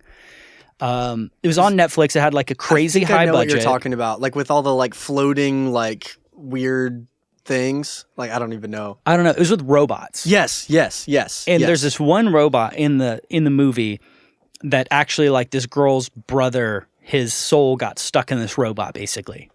But it's actually a robot. So the only way this robot can communicate is with the different quotes, almost like a pull string doll. Like it was programmed with 20 sayings. Yeah. He can only say the sayings of this character, you know, like right over there or whatever goofy thing it is, but he's communicating with them. So he only has 20 things to pick from, but he'll use those catchphrases. It's almost like that. Like sometimes the song in the back of my head, if I listen to it, is like actually sort of applies to my situations. Maybe my brain telling me a little something. I'm going to get really deep here, but Bumblebee was always my favorite Transformer. And I'm realizing now that he could only talk through the radio. Yes. And I wonder if that was in some way why I liked him. Because I same thing as you. Like, I remember saying when I was a kid, like to my parents, like, there's always a song playing in my head and I don't know why. Like, I just can't like get it out. And that's why like at school or at my old job, like people would always be like, dude, can you shut up? Can you stop singing? I'm like, I literally like cannot help it. It's just like, I just pop into it every now and then. But yeah. Have you ever taken any of those songs and like made them into real songs? Oh, I mean, I think there was one time at work when I was like singing. Yeah. Like there were times when I worked at, when I was a host, when I'd just be like standing, I was like a morning host at like a nice dinner restaurant. So like the shifts that I worked, like barely anybody came in. And so I'd just be like standing up at the front all by myself. And so there definitely were times where I would either write lyrics or like something would come to my head and I'd just be singing it and like write it down or put it into a voice memo. But it's mostly just like High School Musical songs or like whatever. Like there's this one song I'm like scrolling on TikTok and I'll see it and I'll just catch myself singing it every now and then. But it's always something. Maybe I should start thinking more about what they are. Yeah, I'm like, obviously like a lot of times it's existing songs, but like can or does Konnor Radio ever like tune into a song that doesn't exist yet that you can write? You know what I mean? Like, I mean, yeah, every now and then. I haven't had moments like that in a while, but I think it takes a certain level of like, I think the reason why that would happen at the Rutledge is because, I mean, this goes down into, the Rutledge was the restaurant I worked at. This goes down into kind of the psyche of what you were talking about. But I think I just didn't want to be there. And so my brain would just find something else to think about. And I think that's why I was able to like pop into stuff like that. And I think it's hard now in my everyday life when I'm like doing this for a living and I don't have to go like stand somewhere for 6 hours like where I don't want to be.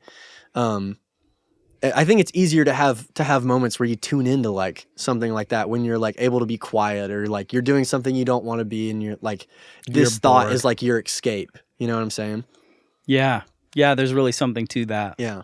I just want to know if this is normal. Like, I don't think it is. I don't think it is. Is everybody having songs in the back of their head all the time? No, because I've talked to a few people about it that have like, the people that have like straight up confronted. I mean, it's happened multiple times because I'm always humming something and people will be like, dude, can you shut up? And I'm like, hey, literally, like, I'll try, but just like, if I just start doing it, I promise you, like, I'm not thinking about it. There's just like a song in my head at all times. And they're like, yeah, that's weird.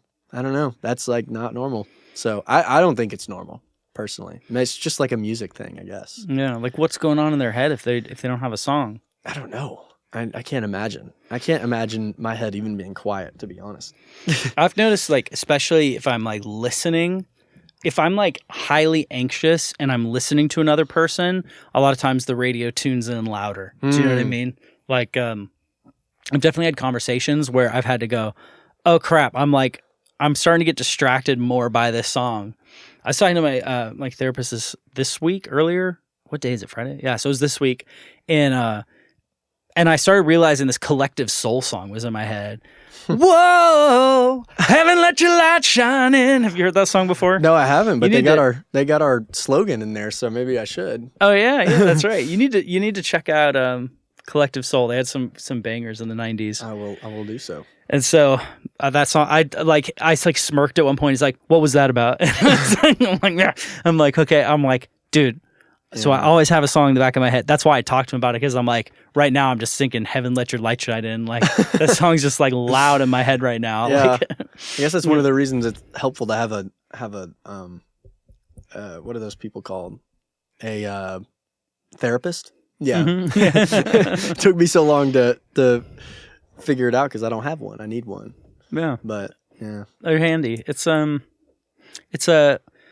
I don't know, man. I really highly recommend it, but also it's so like, it's kind of like how I would like highly recommend getting married, and as it like it's a great thing, but also I'm also aware that like there's billions of potential girls for you to marry, and not all of them are going to be a great marriage. Like there's definitely like there's some people you could marry that will like destroy your life. That's what I've heard is like with therapists, you have to find the right one or it's just not going to work. Yeah. So I'm like, oh yeah, for me, it's been great. But also, you know, I like the person I meet with.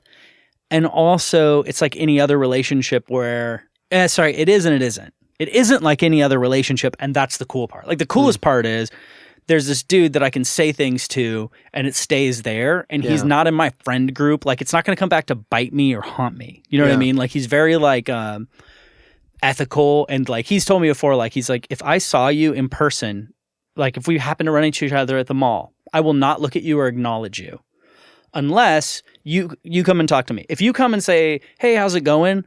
I'll acknowledge you back. I'll be a person. But it's like a code of ethics of like discretion that somebody I'm with, he wouldn't be like, what's up? And then I have to explain to them like, oh, that's my therapist. Do you know what I mean? So like, it's very like discreet in that way. So you can say things that are in your head.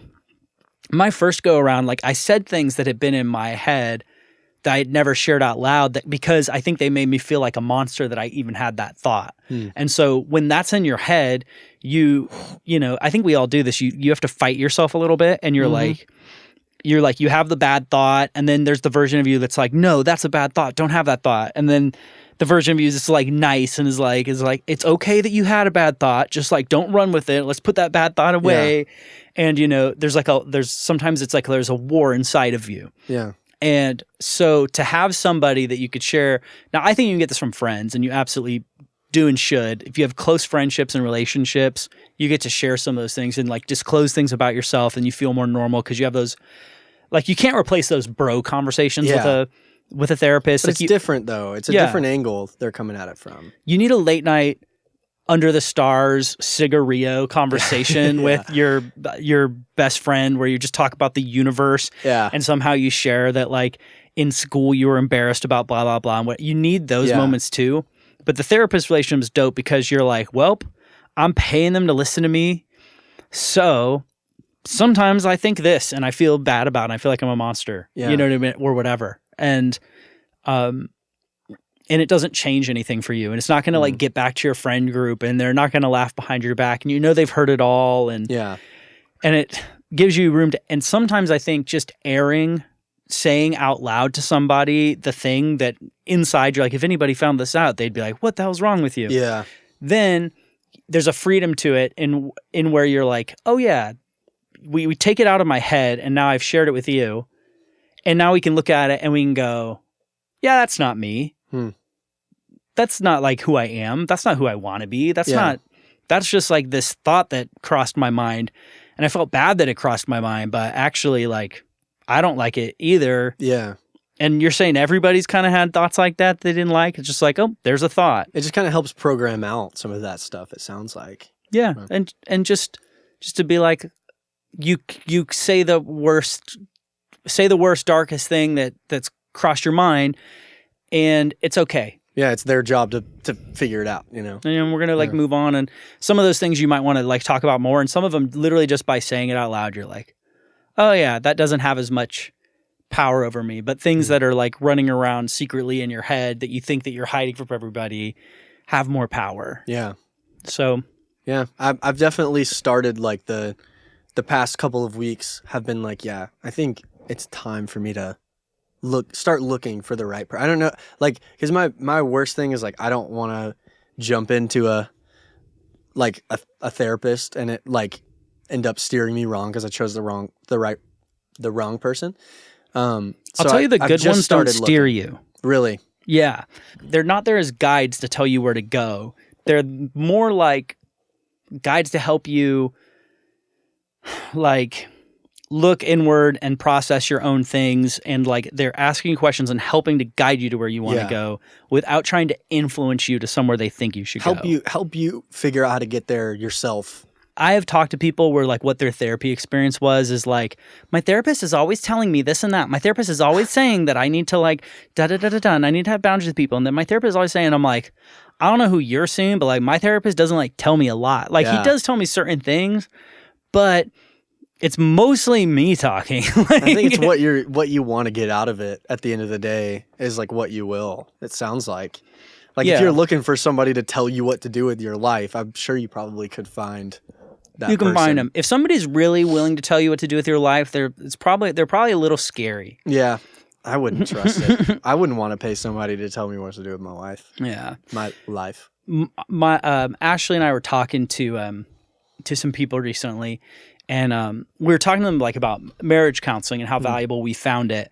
But we were kind of breaking it down. Like, I think there's two like very different things is like counseling, like how it's done in church, like church counseling versus therapy.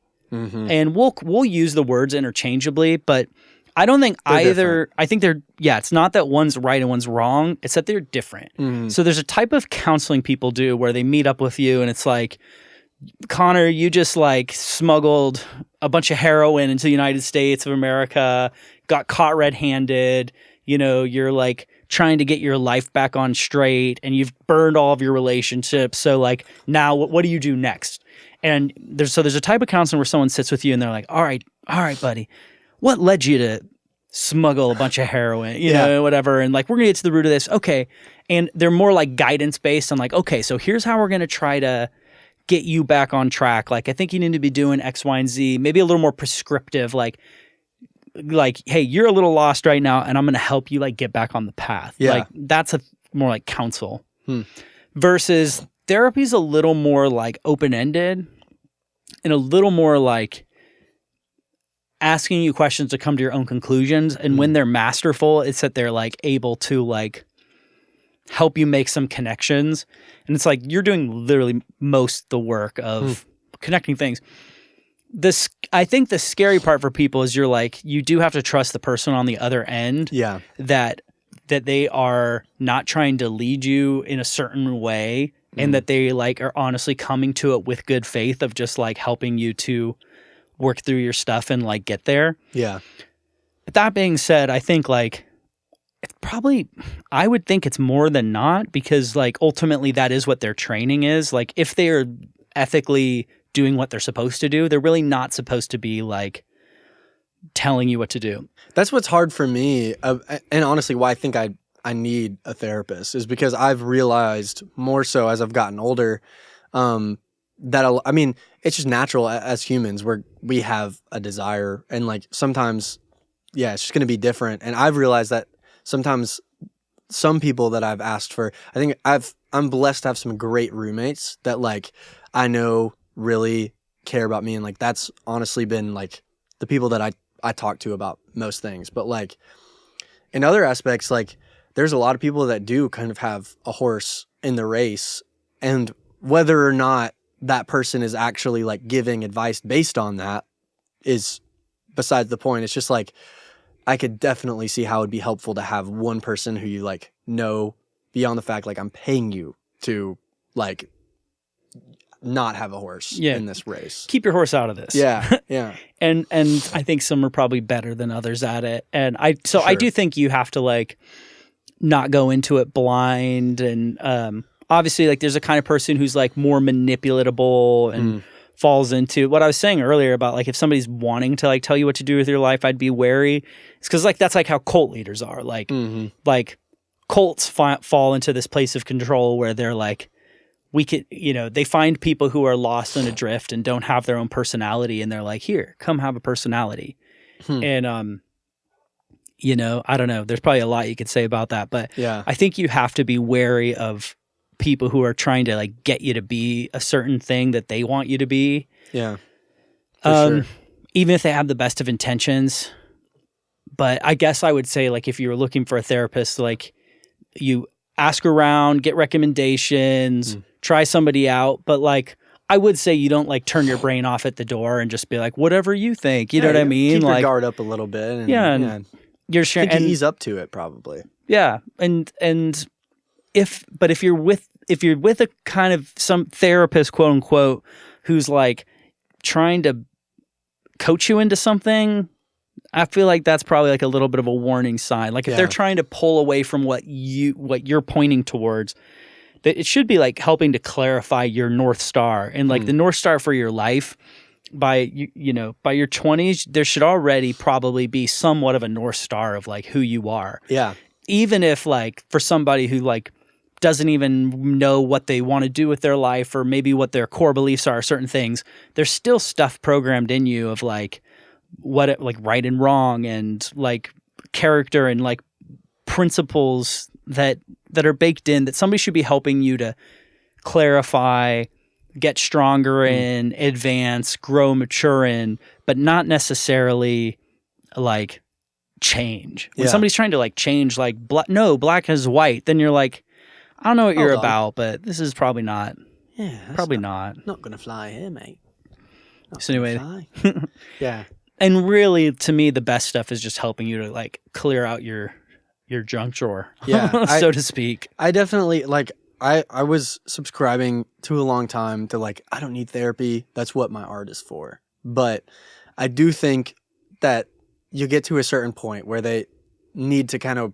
I need to have both personally, because if like the Away From Home festival was just, I think, one of the first situations where I was like, maybe I do need therapy, just because like when we got there and I got home and like wasn't even really able to like believe that actually happened, and like it's just that was the thing that was like, okay, if things like this are gonna happen, I probably need to be able to like process it better than I'm processing right now. Maybe I should.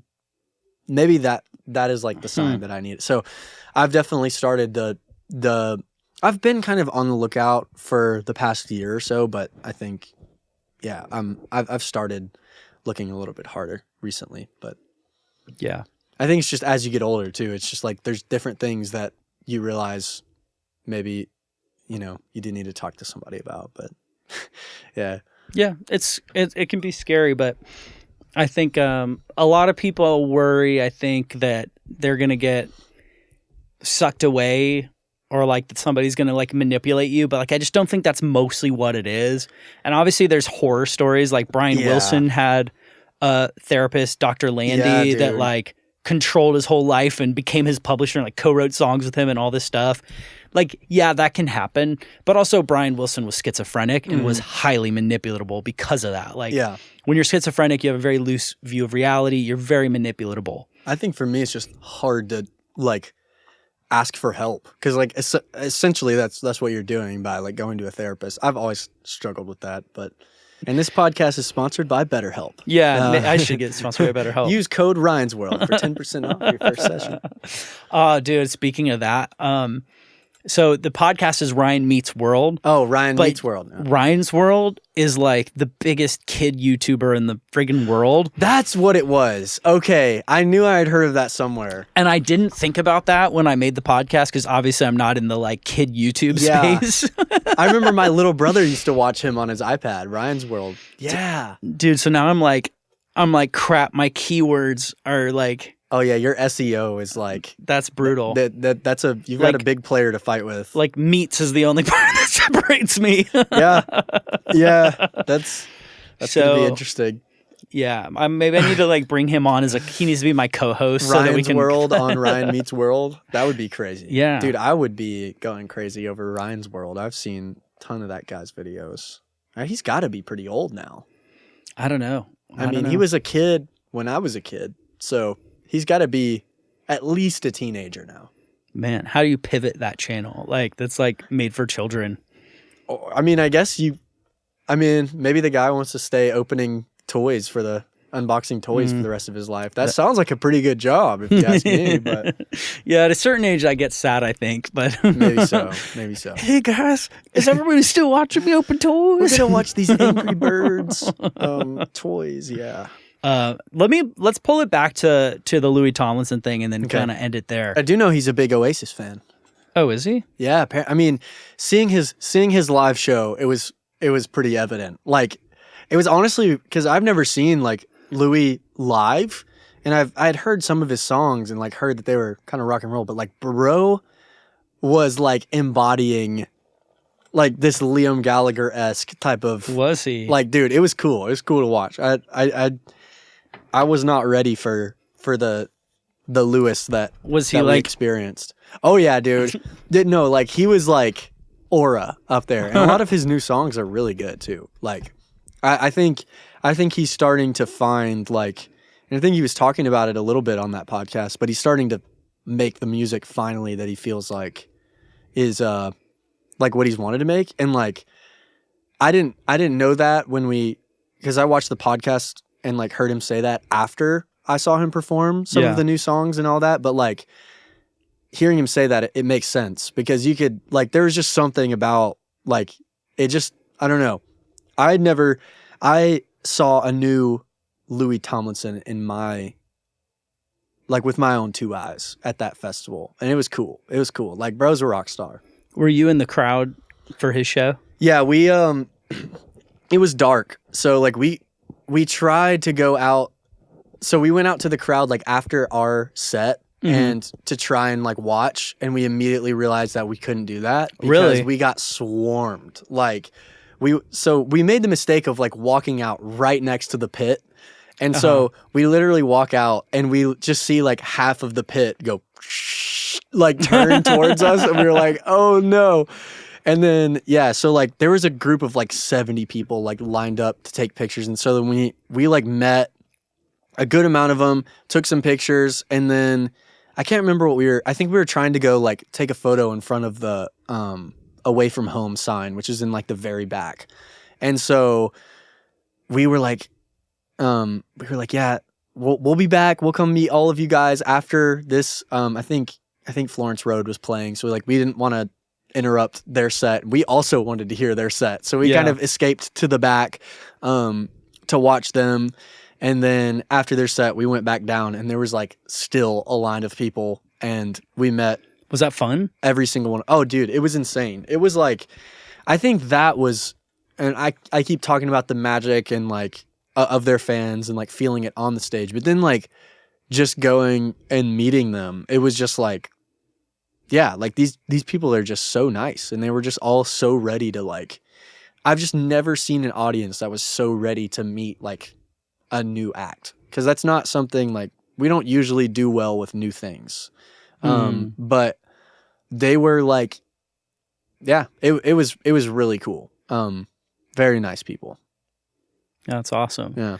And then for Louis' show, you came back in, but no, I'm guessing because it was dark. Oh yeah, you could go wherever you wanted. I forgot. That's where we were going. Yeah. So once Louis started, it was dark, and we were like, yeah, we're going back in there. So we like put hoodies on and got in the pit, and we were going crazy. He played No Control for the first time like since he was in One Direction. I don't think he's played it like at all. And so when he started playing No Control, we started flipping out. Like the girls that were with us, Zane, Ainsley, and Molly, they like, oh my gosh, you should have seen their faces. Like, that's when I fully realized the grip that One Direction had on our generation. Like when these now grown people like hear the first two notes of this song and they are gone already. They're to the pit and sprint. Like, it was so cool. Yeah. Yeah. Music when it really hits right, like the right confluence of song and time frame, and it's enough in the culture, and it hits you just right, like it gets imprinted forever. Yeah, like it just doesn't happen with every song or every artist, and they're that way. But sometimes it'll just take you back, and that's I think what the Oasis concerts were. Yeah, for so many people is like, Don't Look Back in Anger only needs dum bum dum, but for everybody to be like, oh my god, and like just put you into an emotional headspace with so many other memories you've had with that song that were emotional or whatever. It's true. But like, yeah, I could imagine. I mean, the song No Control has no control over me just because it wasn't my era. Yeah. But I know exactly what that feeling is where you're just like, this is, and then that has to be a crazy moment for you because you're like, this is the guys like doing the song that like we all know, but like I just got to like play on this same stage. Like I was walking on this same catwalk like 5, 6, 7 hours ago. Yeah. Like that's kind of when it hit, honestly. We were like all sitting on the hay. I think by that point we had already been to the pit, and it was like towards the end of the show, and we had gone to the back to like sit on the hay bales. But then like literally we just heard dun dun dun dun dun dun dun dun, and we all just looked at each other like ah, and then just ran. And yeah, everybody in the crowd was going crazy, and that was definitely one of the moments where in my head I was like, wait a second.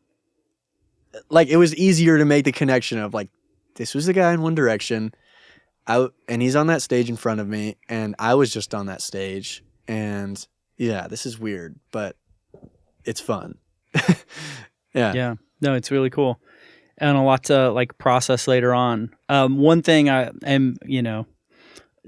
maybe we'll end here in a second, but one thing I wanted to say, I said this to my guest last week as well, is like, I feel like in all of those experiences, and now I'm thrusting this upon you because you haven't exactly said these words. Yeah. But like I think one thing I think about when those kind of big moments happen for me, where you like get an opportunity you didn't think you were going to get, or you have a moment where like, well, this opportunity is really cool. I just did this exciting thing, or worked with this exciting person. One thing that happens for me is I start going like, ooh, what is this going to lead to? Like, I just did this big thing and all these people saw me. So what does this lead to? Maybe this is going to lead to the next big mountaintop and, get you further than you ever went before. And you do hope that those things happen. But my like encouragement is to remember that the thing happening is the thing happening. Yeah. So like, no matter what happens, like you could never play another show in your life. I know you will, but like that could be your peak. Yeah. That could have been the biggest stage with the coolest fans, with the coolest headliner that you ever get to play. And the thing to remember to me is that did happen. Mm-hmm. And it was important, and it was fun, and it was exciting, and it was a cool thing that you can look back on and tell the story to your kids one day, and that you can feel good that it happened to you and excited that you got to live in that moment, even if it never pivots to turning into a bigger thing. Yeah. Because we're not guaranteed tomorrow. We're not guaranteed like forever rise. Yeah. And somewhere along the way, you're going to hit your peak moment, and like odds are you're not going to know it. It's like that old meme. That's funny to say, that old meme. Like memes I've been around forever now. That old classic. Back in the day. That meme, that ancient meme. We had this Bad Luck Brian meme back in the day. And it says, the old meme that says like, one day, you and your friends stop playing a game of Halo on your Xbox and put down your controllers at the slumber party, and that was the last time. Yeah, for the last time, yeah. And you don't know, and you didn't know, like you just don't know when it's the last time you got to do this like fun, nostalgic, cool thing or whatever. So I think to me, it's something I'm trying to work on, because I've had opportunities that were really cool, but I was looking to them as stepping stones more than I was looking to them as cool opportunities. Like, and to me, I'm trying to think more of it like collecting pictures, and I'm making this analogy up right now, but like more like collecting pictures for a photo album of like great moments in life that I look back and respect and love and cherish, less than trying to like build a stock portfolio that I hope like takes off to the moon. Yeah. Now you still hope that it will take off to the moon. Like, hopefully that isn't your last show. Hopefully it does lead to other things. Yeah. But if we can't ever stop and appreciate the thing we just did and be like just stoked on it, and for it to like be a standalone moment, then how will you'll look back at the end of your life and you're like, shit, I was on an incredible ride, but I was always waiting for it to get like big enough to matter to me. Yeah. Yeah. I mean, dude, I think that show is honestly kind of the thing that helped me realize that, because I was waiting for so long for an opportunity like that. And I was so like, I think bitter, honestly, because we had, been told no by a few different people. And like, the one thing about us is like, we just want to play shows like so bad. Like that's like when we're like at our best, is like when we're able to play a show. And, so I think the fact that happened just kind of on a whim, and like we weren't expecting it, kind of helped me to realize that, yeah, like you may do something and it may not ever lead to something else, but like you just never know. Like things are just so I never would have guessed that Louis Tomlinson was one of our 13,000 monthly listeners on Spotify, because he looked at our stuff to see if we could open for the festival, but he was. And yeah, it just to me, it's not like anything is different. Nothing was different before he chose us or after. And I think that's the important thing to remember. And really what I took from it is like that show didn't change anything about my value as an artist or anything. It was a really cool opportunity that we were gifted. And whether anything comes from it or not, we're just going to go and make the absolute most of it in terms of memory, like, and just experience, but like also we're going to play the best show that we know how to play. And like, I think we definitely left with a lot of, very fulfilled, I will say, like, because it definitely was. I mean, there are people on Twitter being like, oh, Louis, bring the band light on tour. And like, yeah, well, that would be awesome. Like, it's just, yeah, I mean, getting to do something like that is enough. If you would have asked me, like, I don't know, like, it should be enough. And I think, I think like Blink wanted, we want to play at Soma, and then you achieve that goal and then you get higher goals. Yeah. But you always have to remember that was like, if somebody told you you're going to do this band and the peak of it is like what you finally get to is you get to play this show in New York opening for one of the guys from One Direction. Yeah. And you'd be like, sign me up for that journey. Yeah. Sign me up immediately. And even if it goes nowhere else, like, and I think that's the important thing to remember. And like, even if this doesn't lead to something now, like the fact that happened on a whim, one random Tuesday that we were not expecting when we woke up that day, like it just goes to show that could happen again to anybody, or it could never happen again. Yeah. It's just, there's a certain reason for belief, There's a certain biopic. Oh,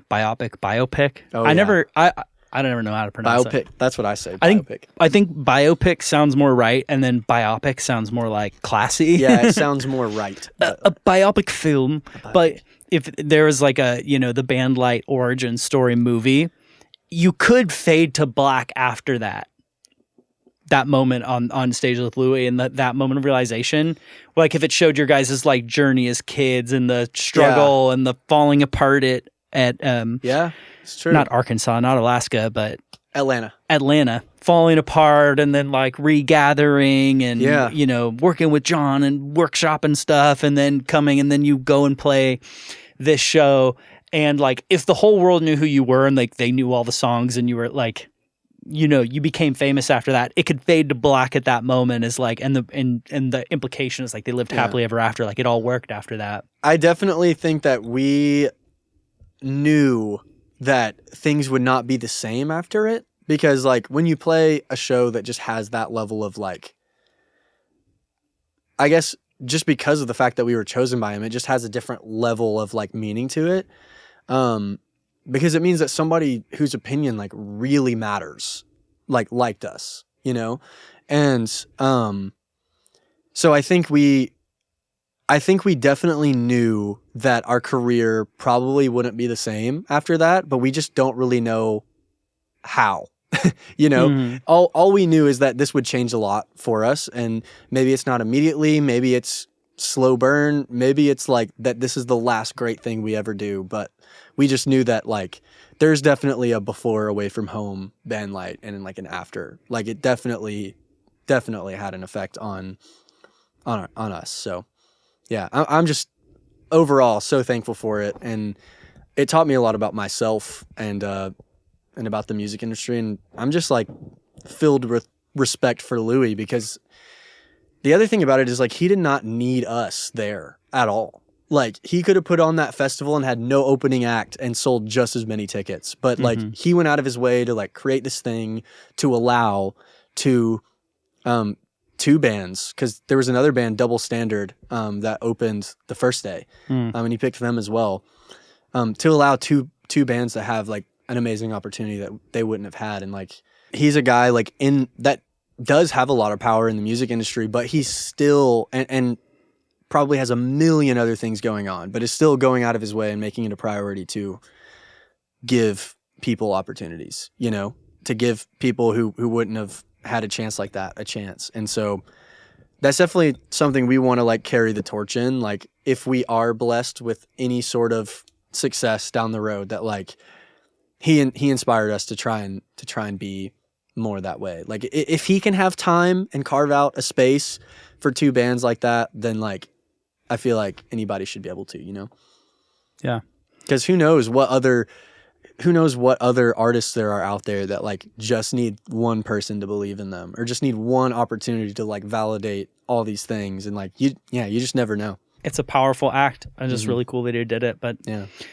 Dude, well, thanks so much for coming on the show, Konnor, twice. Thanks for having me, man. Yeah, we've had a lot of conversations today. Yeah, man. I mean, this is basically therapy. So. Yeah, it's been great. I appreciate you having me, and maybe next time you can have one of the other guys. Absolutely. And by the way, when this is out, I think so is the song we just did. Oh, yeah. We didn't talk about it all. When is this coming out?